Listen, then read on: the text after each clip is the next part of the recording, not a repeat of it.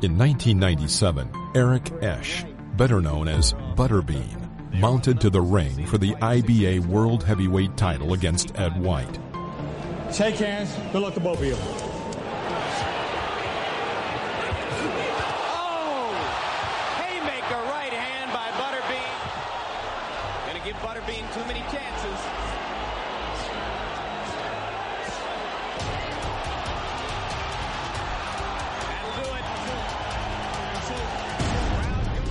He won this fight by knockout and became the world champion, despite the fact. 大家好，老师从业中医男科30余年，帮助了数千名海内外华人朋友通过中药调理重回男性雄风。如果你也存在房事时间短、勃起无力、硬度差、中途疲软、肾虚、前列腺炎等问题，现在就加中医老师微信574-993-200，纯中药，一人一方，治根治本。帮助你持续坚挺20至40分钟，补肾壮阳，延时助勃，彻底告别快男软男。记住微信574-993-200。Like many other fighters, this difficult childhood and a desire to rise above it sent Eric to the gym. When he was 18 years old, he had a son with his girlfriend, and another a few years later. With his growing family, Eric had to work tirelessly to provide for them. From colleagues in the tile production shop where he worked, Eric heard about the local amateur boxing tournament and saw this as a good opportunity. With great difficulty, he managed to meet the weight limit, which was 400 pounds. The tournament was held in 2 stages, and Eric triumphed by knocking out 4 people during 2 days of competition. At that moment, he realized that in his fists were the chance to become a champion. Believing in his skill, Esch went on to win 4 more tournaments in 1990. His string of wins caused him to be noticed by manager Art Dorr, known for his work with former world champion Murray Sutherland. Dorr and Sutherland took Eric under their wing and trained him to become a boxer. At the amateur level, Eric won 56 fights, with 36 knockouts and only 5 losses. But there was one big problem. Esch, who received the nickname Butterbean, tired quickly. His huge mass demanded incredible energy costs. Peter gets in the chair. Oh, there's a right and a flurry. Oh, Peter's got him in the head. That's a flurry. Oh, a big shot missed by Peter. Peter is down. After consulting with Art Dorr, they decided that his matches should not last for more than 6 rounds. Butterbean made his debut in the professional ring on October 15, 1994. His second and third professional bouts used the 6-round format that they had decided upon. He won both, but after the third fight, he almost fainted from exhaustion and shortness of breath.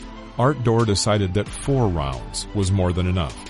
Butterbean was called the king of 4-round fights, as most other fighters were unable to stand against this giant.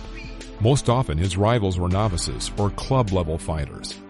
But there were several matches against other, much more serious boxers. Larry Holmes among them.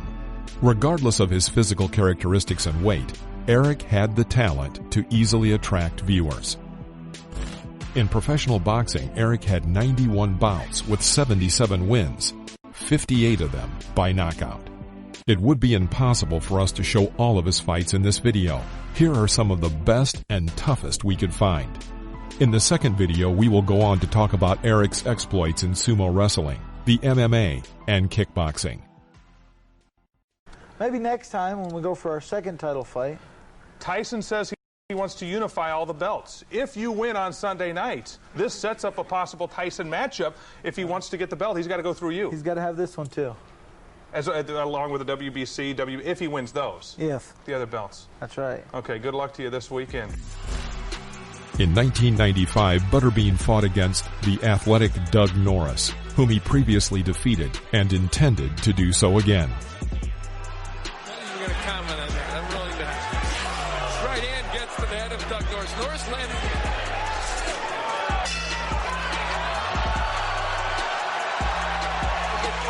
They clashed heads, and that's what hurt Doug Norris. I was joking, but that was the problem. Well, it's wild now, folks, and there goes Doug Norris. A month later, Butterbean met his counterpart Paul Springer, who was more physically developed. some of the pushing tactics that Paul Springer's using. You know, like most in their debut, Paul Springer can probably give it, but can he take it?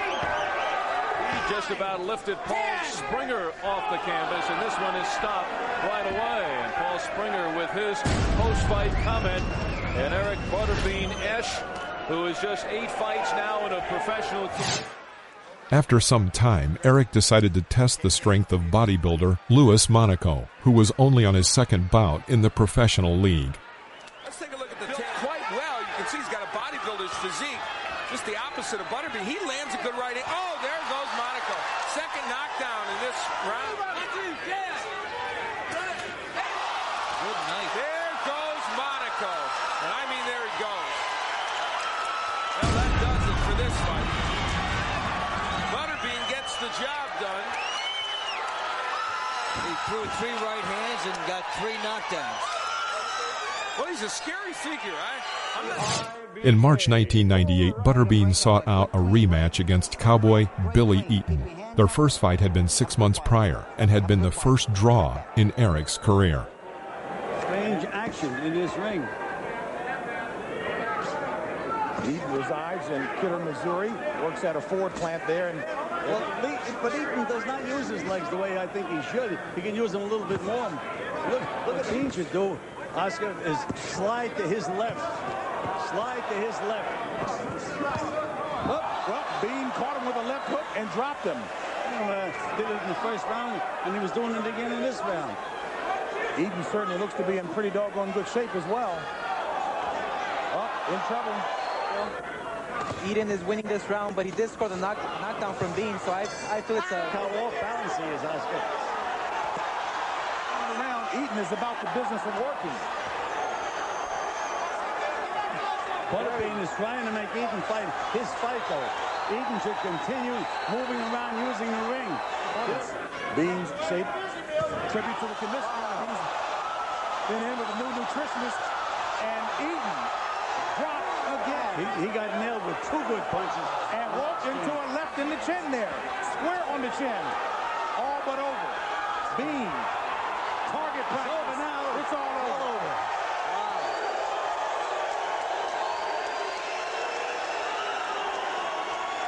Well, it took more than 1 mule punch from Bean. Several. In 2000, Butterbean met with one of his most difficult rivals to defend his title, George Lindberger, nicknamed the Terminator. If you jab against Butterbean, you will land the punch, but people do that for a couple of rounds, and then ultimately, of course, he's fighting. There they go. On his feet, he's out. I have that 1 punch. Is all it took, 1 punch. Butterbean still going after George Lindberger.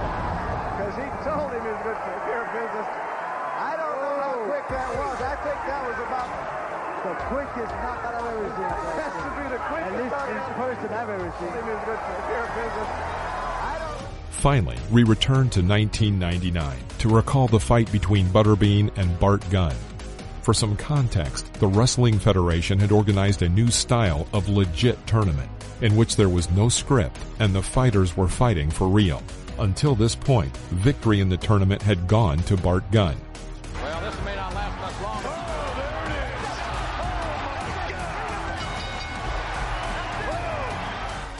is. But the organizers decided to put their champion against Butterbean.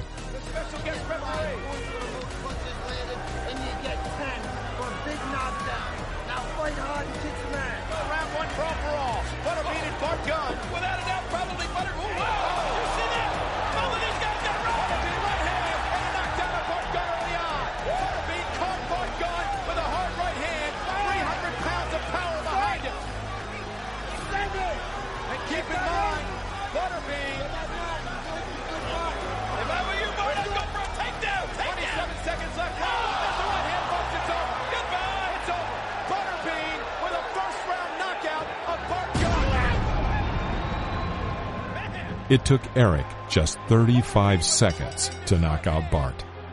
As we have shown you in this video, in spite of his appearance, Butterbean was a boxer with tremendous power in his hands and proved himself to be very mobile despite his weight. If you like this video, press the like button. And don't forget to subscribe so you won't miss our future videos featuring Butterbean. See you next time.